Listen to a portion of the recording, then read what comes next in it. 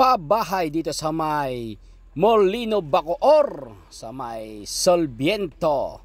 Yan, maganda at mukhang nasa ibang bansa ka. Oh, ganda ng mga bahay. At ang yaring yan, yaring form tiles. Yan ang tawag nila dito sa kanilang pinagdudugtong-dugtong nito. Kung tawagin ng iba ito ay rhino wall. Pero dito sa kanila, form tiles. Yan. Iba't iba man ang tawag pero parehas lang sila. Ating tingnan yung paggagawa sa form tiles na ito o rhino wall ang tawag ng iba. Tara, ikutan natin yung aking binubusan sa ngayon.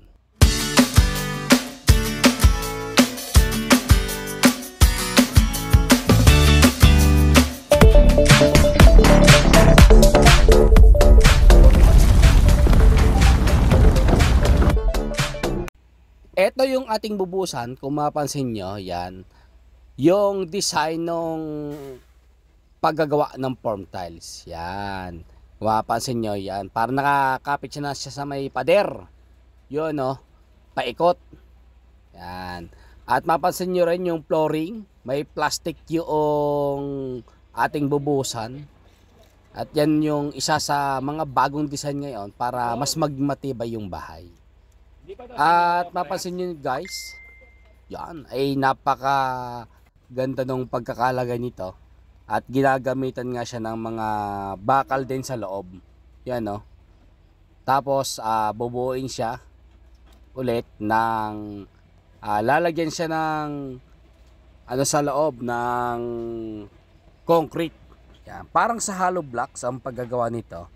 Kapag ka nabuo na yung form tiles, yan, lalagyan naman sa loob ng concrete para mas maging matibay. Yan yung kabuuan niya sa ibaba. Yan no.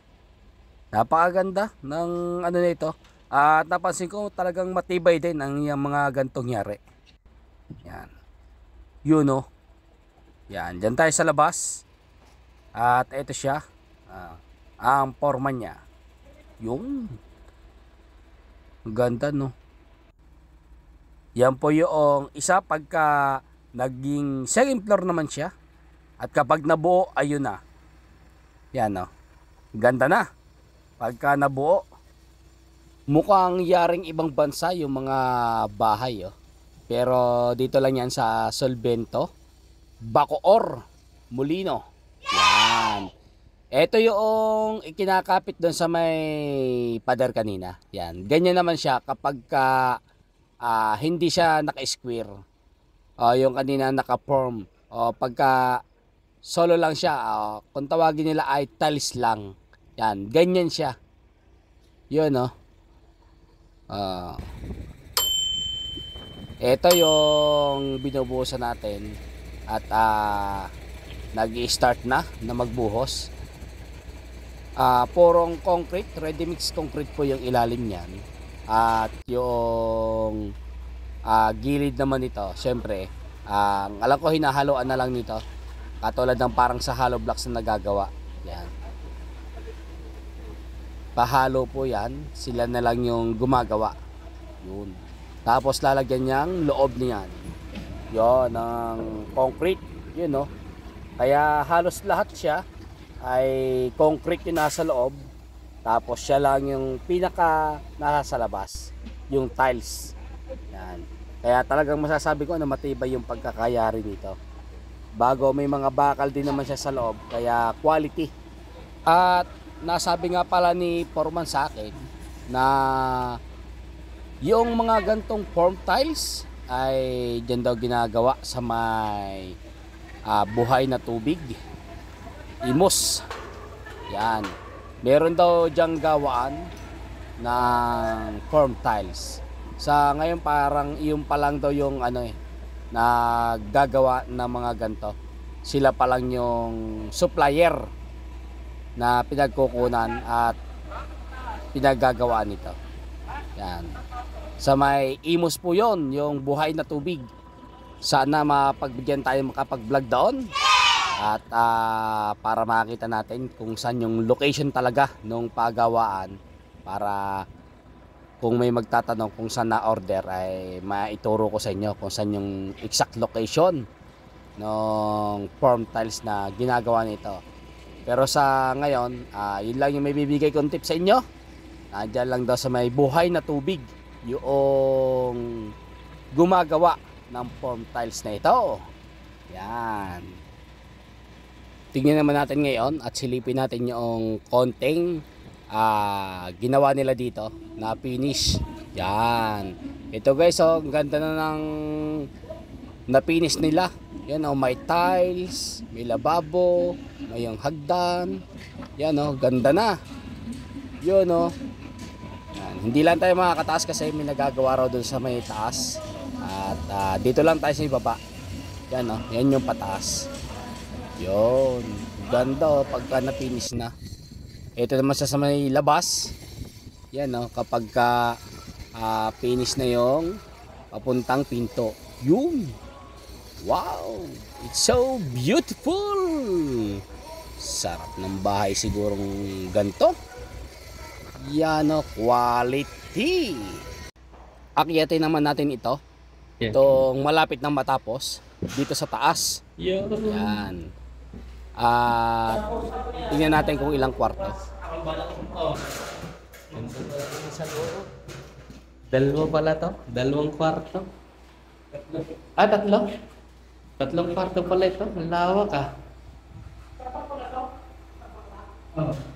Malawak din pala. Tatlong kwarto. Yeah, boss? Shout out sa ating gumagawa. Tatlo guys. Na kwarto pala to. Yan. Wow. Tatlong room pala to. Tapos ito yung isa. Sana kasi ito ba bakit? Wala tayo. Diyan lang. Yan. Gagawa pa sila kuya. Oh. Tatlong room. Malalaki. Tapos, boss, ano ito? Banyo? Ito palang banyo. Dalawang banyo. Baba taas. Wow. Ganda pala ng design nito, no? Ibo, salamat. Hindi pa tapos yun. Magdano yung barnis. Oo nga eh. Hindi pa tapos. Babarnisin pa to? Oo. Nandiyan yung step yan. Kawin yan sa dapat baba. Sa baba? Ibo, salamat. Ganda.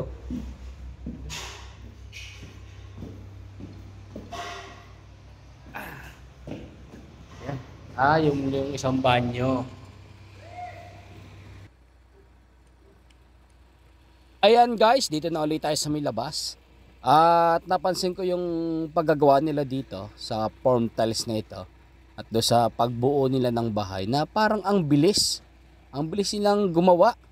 O talagang madali lang gamitin kapag form tiles ang ginagamit.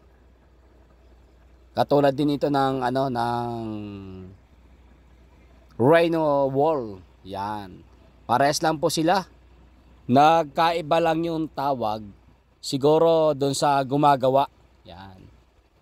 Pero sa paggagawa at kung paano ito gamitin ay parehas lang po sila. Yan. Ikot ko kayo saglit at pakita ko sa inyo yung iba pang mga ginagawa nila.